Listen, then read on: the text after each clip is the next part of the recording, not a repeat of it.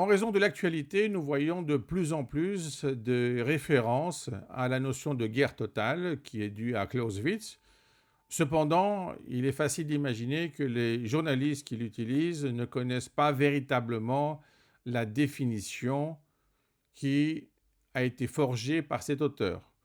Dans tous les cas, il parle de cela. Mais soyons un peu plus concrets pour ne pas être simplement des théoriciens. La guerre totale, pour être effectuée dans l'espace réel et pas dans l'espace virtuel de la propagande, est très difficile.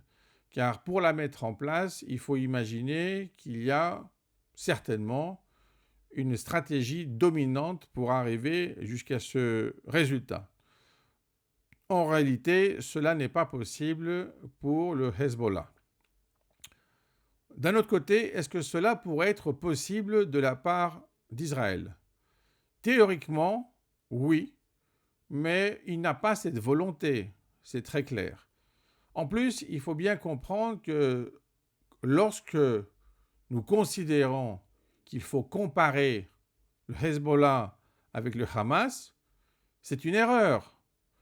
Et ce n'est pas une erreur de surface, mais c'est bien une erreur de fond. La différence fondamentale, c'est que le Hamas est rentré en Israël pour commettre des actes de barbarie, alors que le Hezbollah reste dans le Liban, dans le sud du Liban, frappe évidemment le nord d'Israël, mais n'a pas commis des actes de ce genre. Donc l'idée de comparer les deux adversaires par rapport à Israël, ça n'a pas de sens. Si Israël a décidé de combattre de cette manière le Hamas, c'est certainement comme un acte de représailles par rapport à cet acte de barbarie. Donc, le positionnement est totalement différent. De plus, le Hamas ne joue que dans la bande de Gaza. Il a même des difficultés à s'imposer ailleurs, même en Cisjordanie, je veux dire. Donc le problème est totalement différent. En plus, ces deux groupes terroristes sont sunnites et chiites, complètement différents comme approche, et évidemment, même si ce sont les bras militaires et terroristes de l'Iran, il n'en demeure pas moins qu'il y a une différence. Alors certainement, ils ont un point commun parce qu'ils voudraient voir Israël disparaître de la surface de la Terre. On le sait, c'est affiché clairement dans leurs revendications et dans ce sens, ils vont évidemment dans le cadre de la stratégie de l'Iran. Le problème, c'est que l'Iran ne veut pas entrer en guerre de manière directe et officielle avec Israël. L'Iran préfère utiliser une guerre de type proxy pour parvenir à ses moyens, au moins déstabiliser Israël afin de ne plus lui permettre d'appartenir à cette seconde voie qui entre en concurrence avec la première sur le plan international, sur le plan géopolitique et qui concerne évidemment la Chine, l'Iran, la Russie.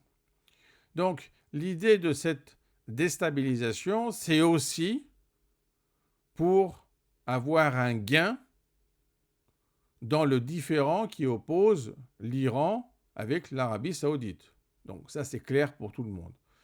Dans tous les cas, cela veut dire quoi? Cela veut dire que si le Hezbollah parle d'une guerre totale contre Israël, c'est simplement la continuation de son idée initiale. Ce n'est pas une menace supplémentaire, c'est son objectif. C'est la disparition d'Israël. Mais en réalité, le Hezbollah n'a pas les moyens de mettre en place cette stratégie pour obtenir ce résultat.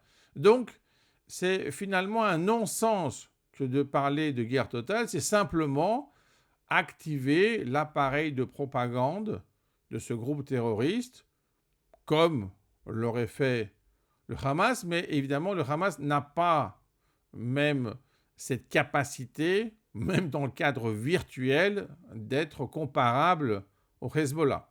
Donc, les choses sont claires. Si vraiment on veut utiliser cette notion de guerre totale, elle aurait un sens par rapport à l'Iran, mais pas par rapport au Hezbollah. Donc, il s'agit simplement d'une habitude qu'ont